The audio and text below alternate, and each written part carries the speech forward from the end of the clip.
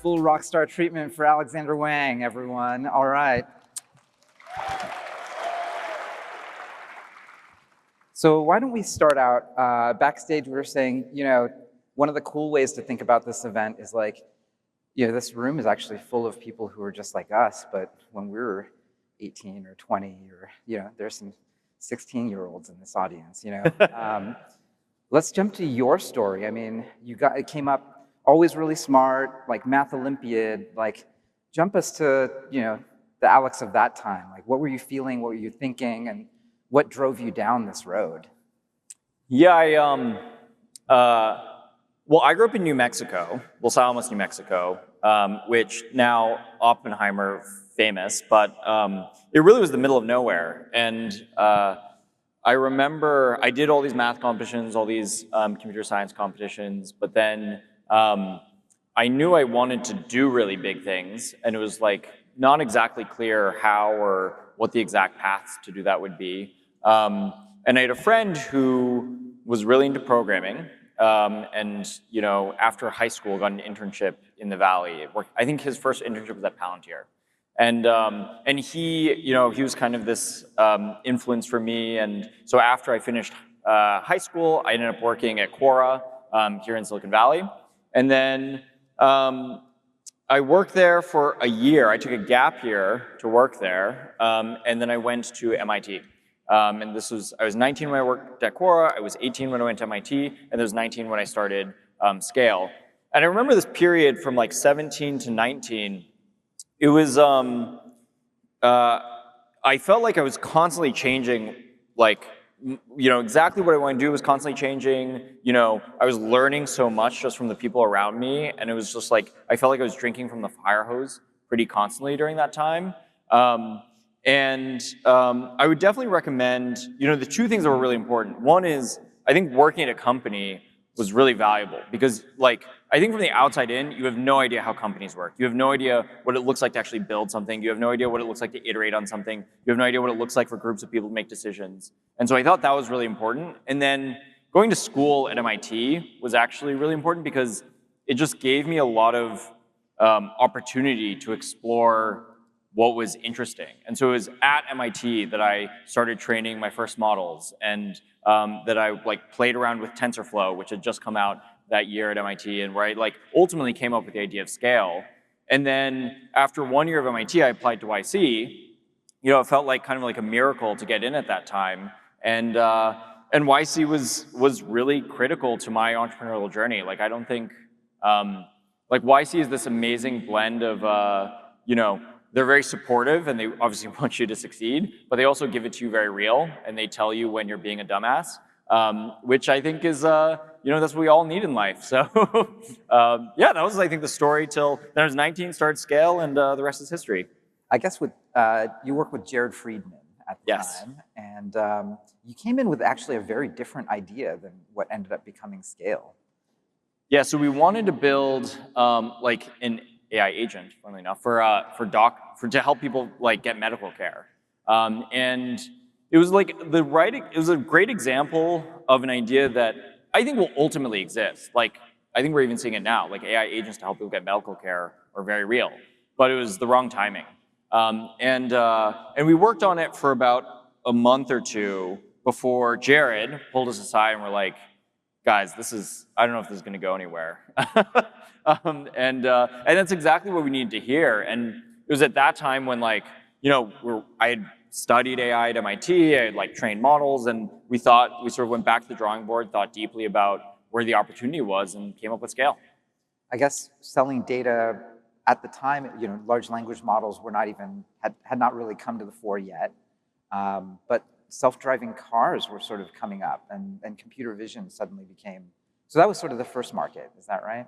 Yeah, so the story here is that when I was at MIT, I did a bunch of projects to train models of various forms. And these were by comparison today, they're little toy models. And I remember to train a model, I needed three things.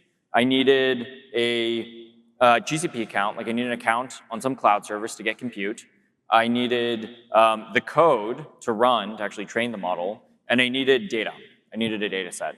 And for 2 out of these 3 things, you could just press a button online and get them. And then for the last one, for data, there was like no effective way to get data for training these models. And so it felt incredibly obvious that this was going to be the future, that there was going to be a way to, press a button, so to speak, and get data. And it was very funny because in the years that followed, like in the first many years of scale, data was very unsexy still.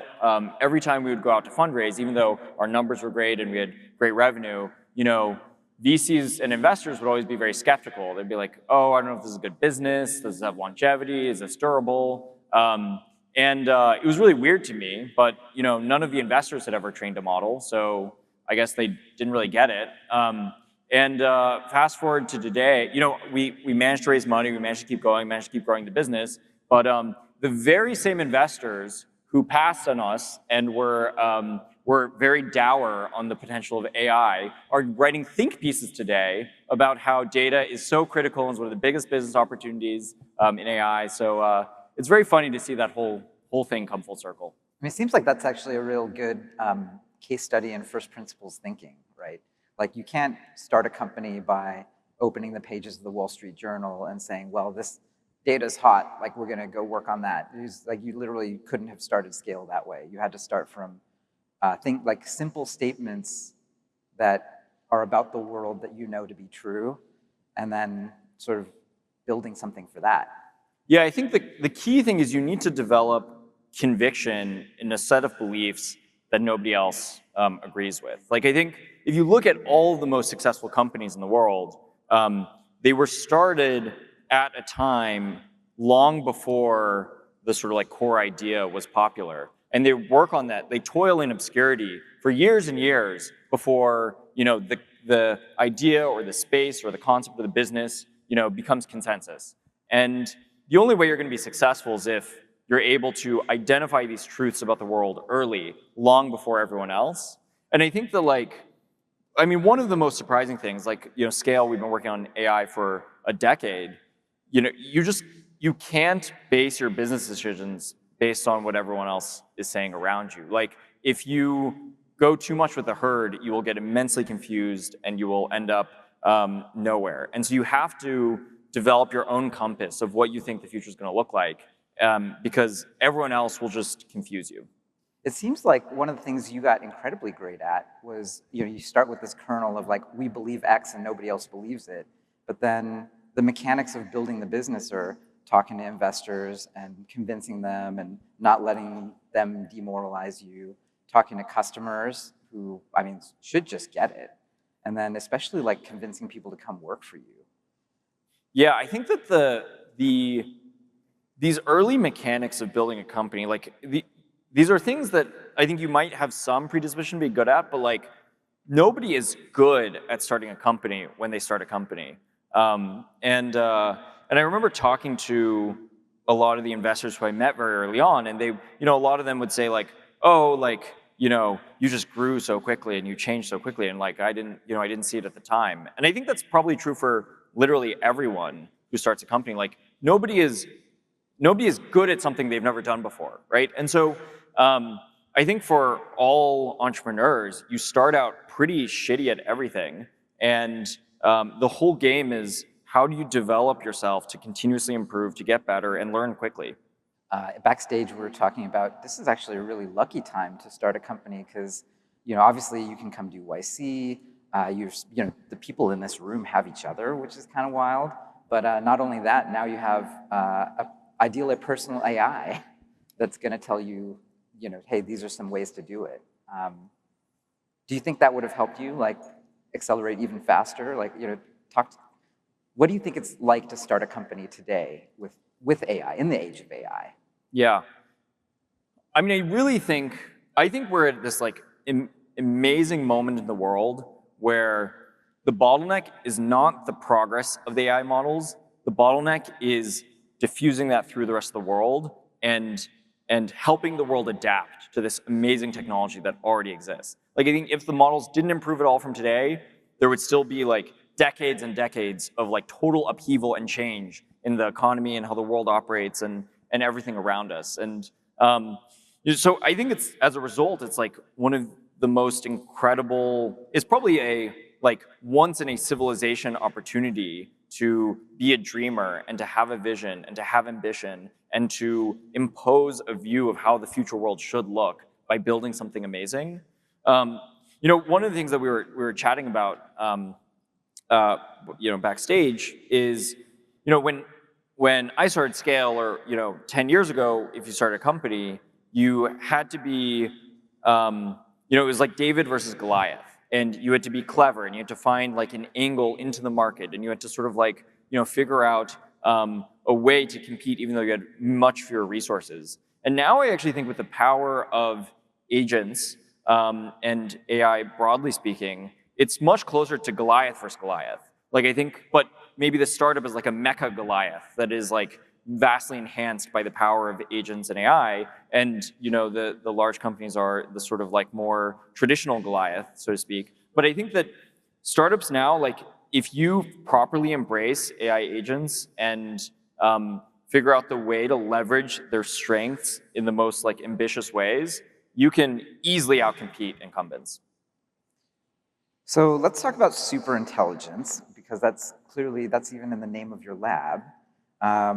What does superintelligence mean operationally inside Meta right now? Yeah, I think that a year ago, Mark wrote this memo about personal superintelligence, which I think actually is very similar to your concept of personal AGI.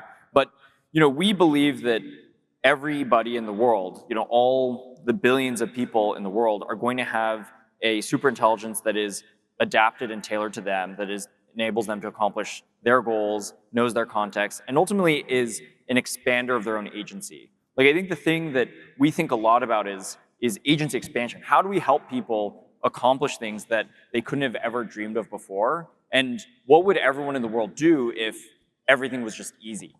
And we think about this in an ecosystem way as well. I think Patrick mentioned it, but we don't believe in this totalizing, totalitarian view of AIs that control the world. We believe that these are going to enhance this very broad ecosystem. And so, we believe in billions of people all around the world, all having their own personal superintelligence. And we also believe in, an explosion of entrepreneurship. There's 200 million businesses that are on Meta's platforms today. We think that number should go to billions with this explosion of creativity and using AI tools. And ultimately, we think that it's going to be this like dynamic ecosystem of business agents working with personal agents and developing this sort of like complex ecosystem that is fully AI supercharged.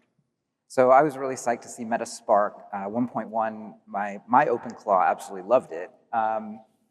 How has running a frontier lab been? The Meta Spark level is sort of the Opus level. What's coming down the pipe? And also, I think that you're increasingly looking at open source, which I think this audience really loves. Yeah.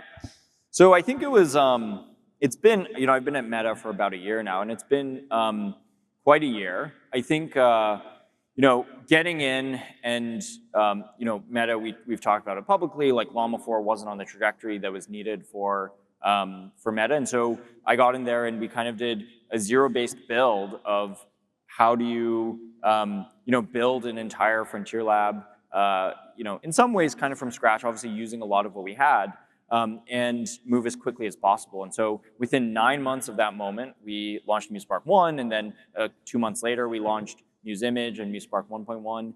And there's a few things that I think have really struck me about this. The first is talent density was incredibly important. That was the core thing to bet on. And like talent density is something that compounds naturally. Like the more talented people you have, the more of the most talented people want to join you.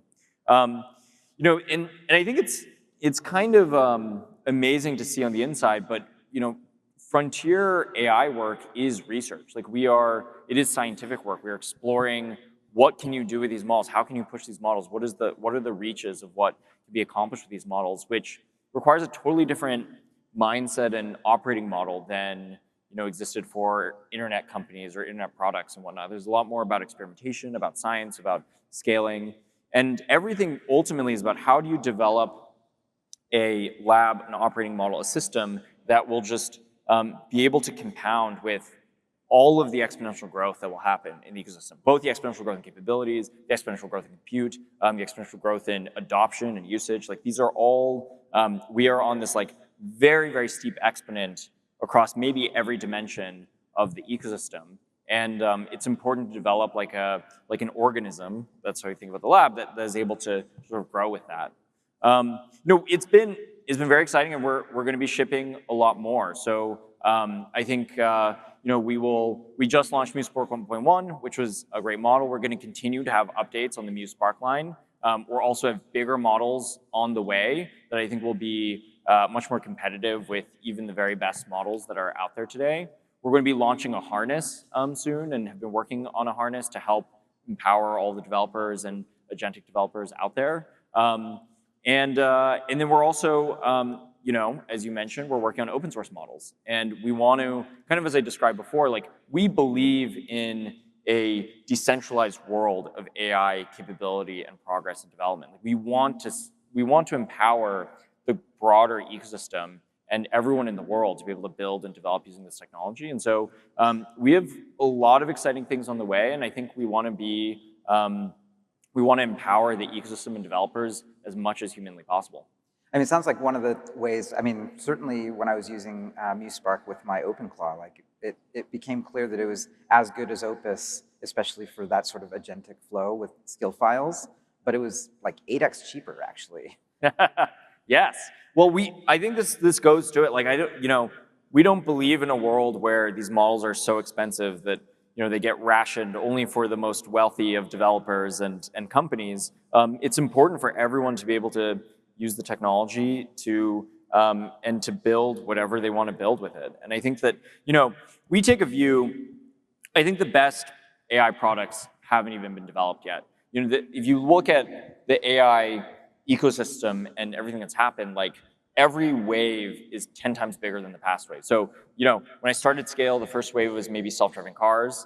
Self-driving cars are really awesome. They're like really, really cool. But that was like pales in comparison to large language models and chatbots. And like, chatbots became this thing that was like probably 10 times bigger even than self-driving cars. And then there were coding agents, which came a few years later. And coding agents are probably 10 times bigger than chatbots. And I think we're just on this steep curve. Like we're going to keep seeing these new modalities and form factors and developments of the AI paradigm that will each be dramatically bigger than the last. And so, our point of view is like, let's unleash the ecosystem, let's explore, and let's see, let's build, kind of the future of the world together.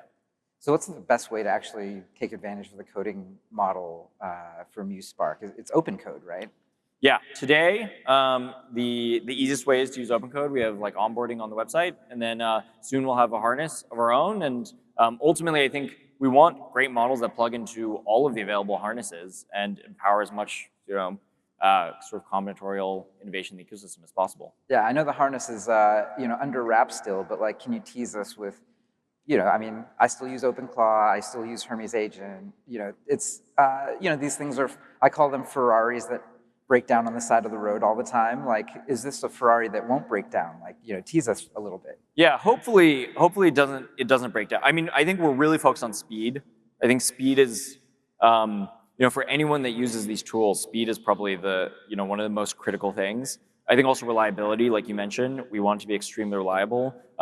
We want to be very extensible and to scale to as complex and interesting of a multi-agent setup that you want to have. Like I think there's so much innovation that will occur even above the harness, frankly, in terms of like how to orchestrate and set up loops and develop like very complex ecosystems of these agents working together.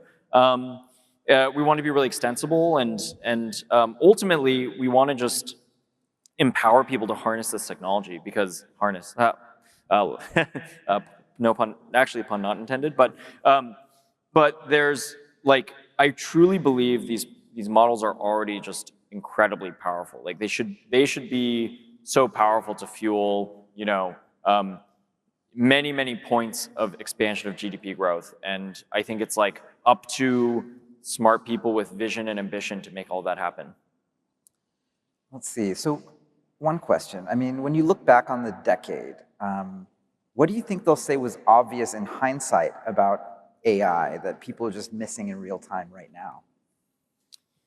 You know, so much of the debate that happens these days is around, oh, how good are the models actually getting, and can the models actually bridge this issue, and when are we going to get superintelligence? Is that in like 2 years or 5 years? And are we going to hit a wall? And so much of that debate is like, I think, in some ways, a little bit of a waste of time, because I think it's inevitable that we're going to have very powerful models, and rather than, I think we'll look back and say, oh, all this arguing around like when exactly it was going to happen was sort of was short-sighted, because the reality is we are just, as a entire human civilization, on this incredible exponential. Like, you cannot look at the progress of AI over the past decade and not just be totally awestruck by how far it's come. Like, a decade ago, the best AI models could recognize cats in YouTube videos.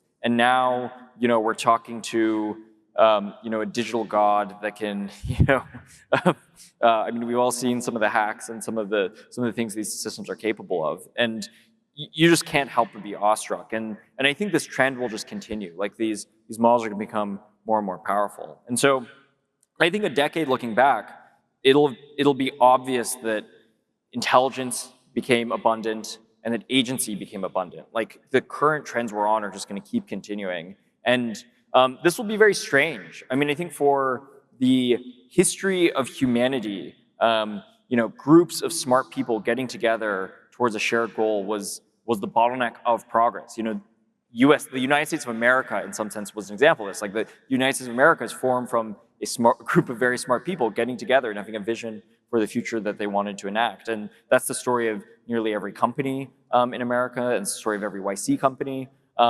And that's going to change. Like, all of a sudden, the scarce resource isn't going to be intelligence or agency. I really think it's going to be vision and ambition. It's like, do you have a clear view of what you want the world to look like in the future? What is the one way in which you want to put your finger on the scale for how the future of the world will develop, and how the world will look like in 5 to 10 years that it does not look like today? And do you have the ambition and drive to go through all the crap to make that happen? And AI will make that easier. Like, agents and AI makes that maybe 10 times or 100 times easier than it was a decade ago. But the flip side of that is then all of a sudden you can dream bigger.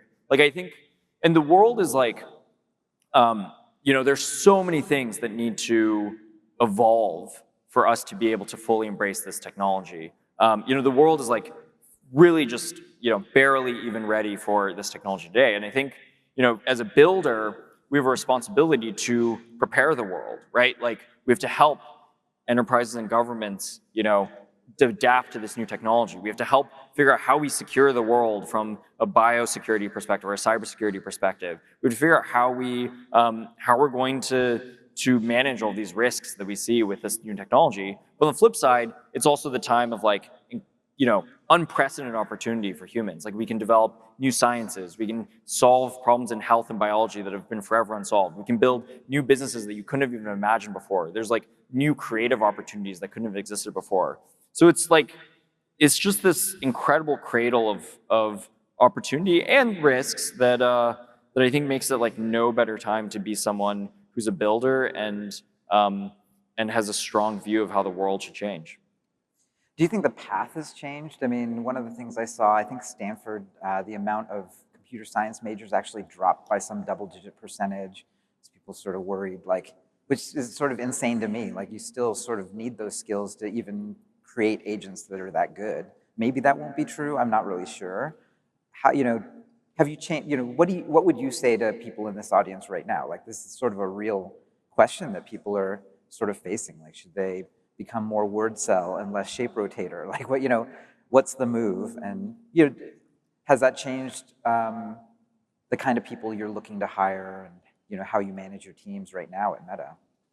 I think systematic and rigorous thinking are still incredibly important, because the abstraction layer, I mean, I didn't used to believe that this is how this is going to play out, but it really has. The abstraction layer just keeps changing. So when I started a company, back in my day, we wrote code.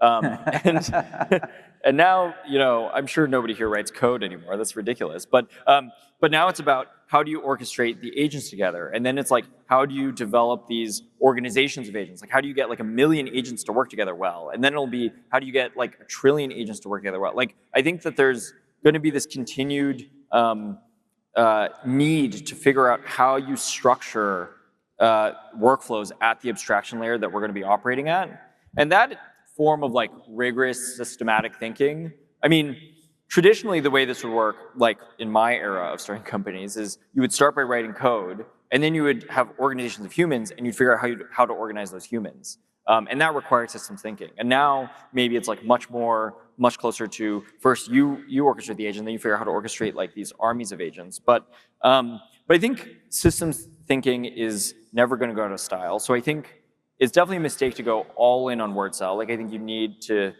shape rotate.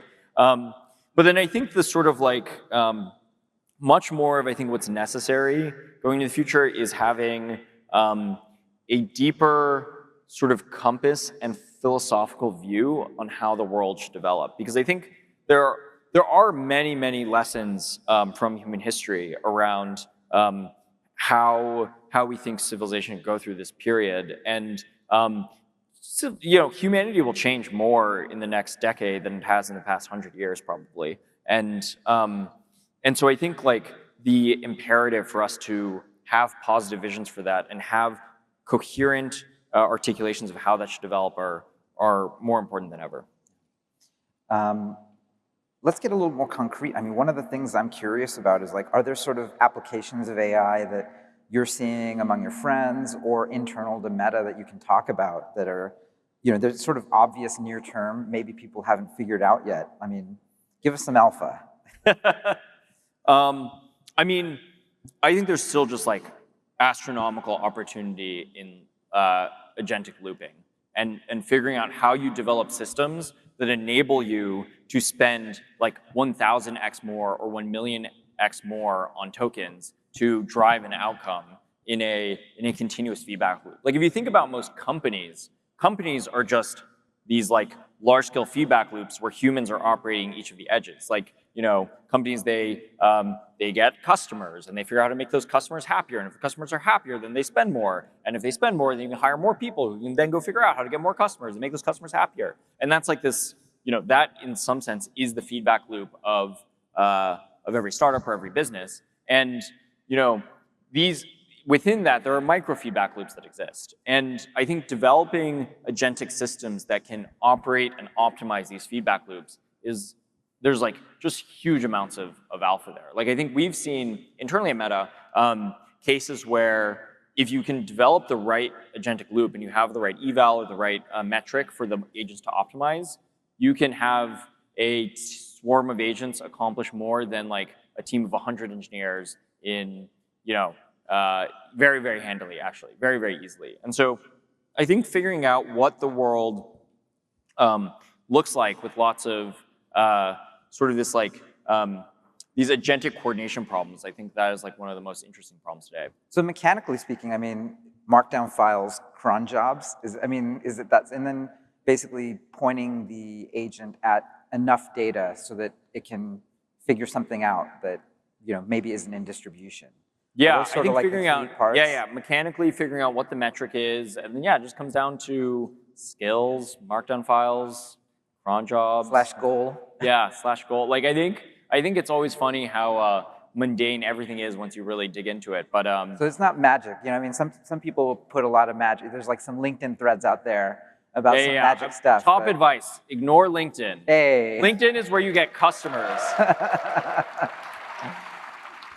So I like to end on this, which is, you get a telegram to send to the 18-year-old version of yourself. What do you say to that person right now, given all, I mean, thank you for coming back and sharing your wisdom with this audience. I mean, what would you send in a message in a bottle to the 18-year-old version of yourself right now? Yeah, I think it really boils down to develop your own internal compass for how you think the future will develop and have strong conviction in it, because you will get inundated with noise and people telling you shit, and like you'll be very confusing and it'll be very hard. And especially when you're young and you don't have experiences, like it can feel very difficult to have true conviction in what you believe and what you want to do. But I think that's the most important thing. Kind of as we talked about, it took a deep, deep conviction in what we were building to be able to weather the sort of storms of many years of chaos in the market, in the industry, and the people around us. And so, and then the other piece of advice I would have is try to identify what is the exponential in the world that has both the steepest curve and will go the longest. And many decades ago, this curve was Moore's law, and that probably was that was at the time like clearly the right thing to invest on.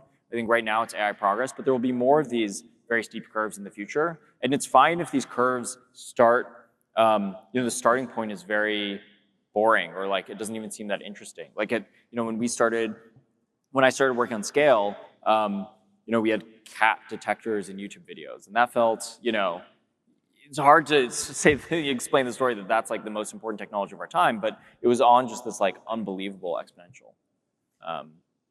And I think I have one last thing I gotta say. Yes. Yes, which is Meta is proud to offer everyone in this room $1,000 of free credits for the MuseSpark API. Fantastic.